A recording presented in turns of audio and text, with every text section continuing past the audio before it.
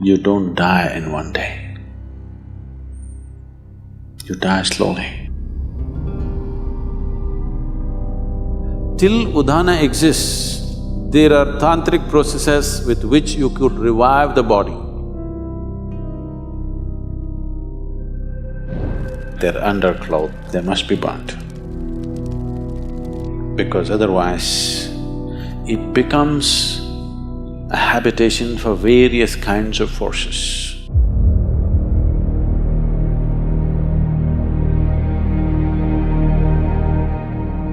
Namaskaram, Sadhguru. After my father died, I still have several of his clothes. But I know in some traditions, you're not supposed to keep the clothes of the deceased. How should this be handled? When you were born,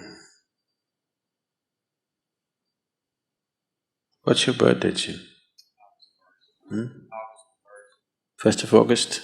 Oh, close up. You were not born in one day, though you have a fixed birthday.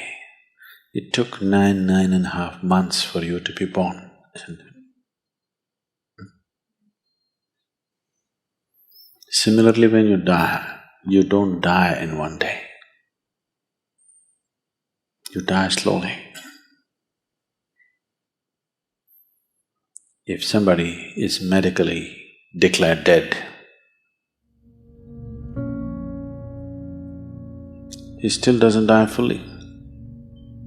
I think we've spoken about this. The 5 pranas, they start withdrawing slowly, step by step. The physical life energy, which generally is referred to as pran or prana, has 5 basic manifestations. There are 10, but that'll complicate. The 5 basic manifestations. These are called samana, prana, udhana, apana and vyana. Let's say if a doctor is observing and they declare that person at a particular moment that he is dead now. In the next 21 to 24 minutes, samana will start exiting. That means samana is in charge of maintaining temperature in the body. First thing that starts happening is body starts cooling down. The traditional way of checking whether somebody is dead or alive is, they'll feel the nose. If the nose has gone cold, that's how they concluded that he's dead. They wouldn't check the eyeballs and other things, they would just check the nose. If nose has become cold, that means he's dead. So samana exits at that time. Somewhere between 48 to 64 minutes, prana exits. After that, between 6 to 12 hours, udhana exits. Till udhana exists, there are tantric processes with which you could revive the body. But once udhana exists, there is a micro chance, but that is an impractical chance, except that it is impossible to revive the body once udhana has exited. The next thing is apana, somewhere between 8 to 18 hours, this exits. The vyana, which is the preservative nature of prana, will start exiting from beyond that. It can continue to exit up to 11 to 14 days if it's a normal death. It happened one day, Shankaran Pillai was rummaging through the closet, and after some time, wife came and asked, "What are you doing?" He said, "No, nothing. I'm not doing anything, nothing." The wife said, "What are you saying, nothing, nothing? I've been watching you. Last half an hour, you're reading our marriage certificate. What's the matter?" Shankaran Pillai said, "I've been looking for the expiry date."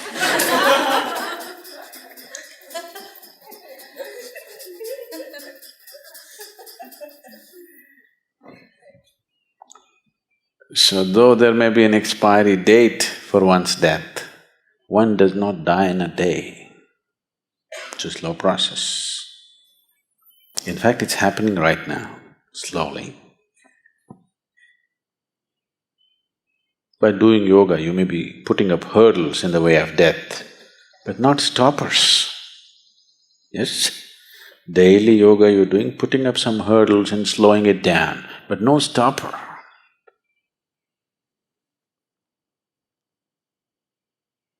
So, today you know that from your old clothing, we can take your DNA. After you're gone, after 100 years later, we can clone you. Yes? Yes or no? You know? So who you are, at least the physicality of who you are, can be picked up from your clothes and we can remake you. At least someone who looks just like you. We can create the body. So you are still there all over the place. The yogis, when they die, they'll set fire to the hut in which they are living by themselves. There is a way to do it. Let me not tell you because I don't want you to set fire to the cottages here.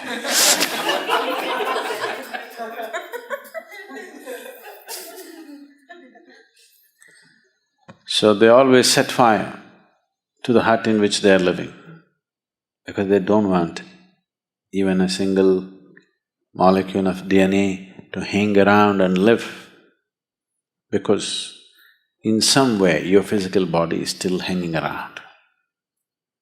If they can recreate your body from that, obviously it's hanging around, isn't it? So everything that I have touched, you want to burn. Everything has to be cleared up. It's because of this. This is the one main reason why people want to keep their physical positions so minimal on the spiritual path. If you enter a sannyasi's room, you will see there'll be 3 pairs of clothes neatly folded and kept, just this thing to drink water, 1 plate to eat food, and just 1 single sheet to sleep upon, and that's it. No one extra item, because he does not want to touch too many things in the world. He wants to keep it to at most minimal, because he knows if he spreads his body all over the place, gathering it and going will be very difficult. That is why he does not form any physical relationships of any kind, because he understands if he leaves his body all over, when the time to gather comes, it's going to be extremely difficult. People who are off your body are unwilling to come with you when you want to go. They won't come. They'll all say, I love you, but they won't come.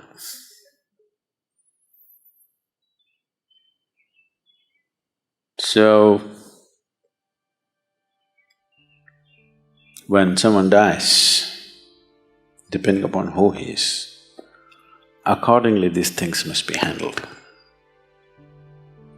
In today's world, when people have gathered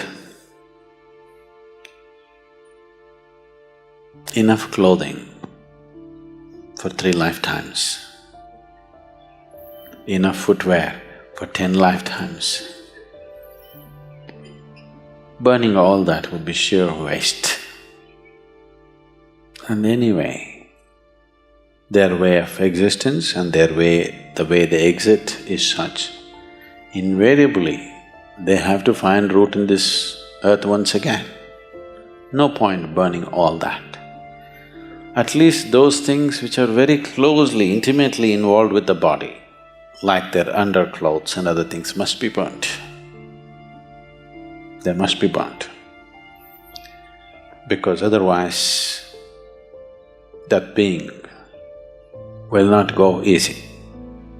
He will not know, he does not have the discretion to understand whether he should be here or there. He cannot make any decision. There's no decision-making capability because there's no discretion. Once the body is gone, the discretionary mind is gone. So there is no decision, only by tendency. There are too many things here which belong to the body, it just hangs around, particularly in the first few days. So, in one's home, if there are lots of used clothes, which is a problem with the Western world again, because of the type of clothing and the structure of the society, the things are such, you may be wearing a jacket for 6 months and it may not be washed. Yes? You use it and you hang it there. Because it's a cold country and maybe you don't sweat so much, use it and put it there. Such a thing is not possible in India. If you use something, it has to be washed now. The nature of the clothing, the atmosphere and the social structures are such, but that is changing again there also because most people are wearing clothes made in China, not anymore made in India. So, the type of clothing they are using, naturally they use it and hang it, they don't use it and wash it. All these things were taken care of, every aspect was handled, but we are losing it in a big way. Because these clothes are repeatedly used and hung there, you can actually experiment. Well, today the dogs are there. If you bring a police dog, if you put 1,000 jackets here and ask him to point out which is Jim's jacket, he will just go and point out. Yes? Not God, just a dog.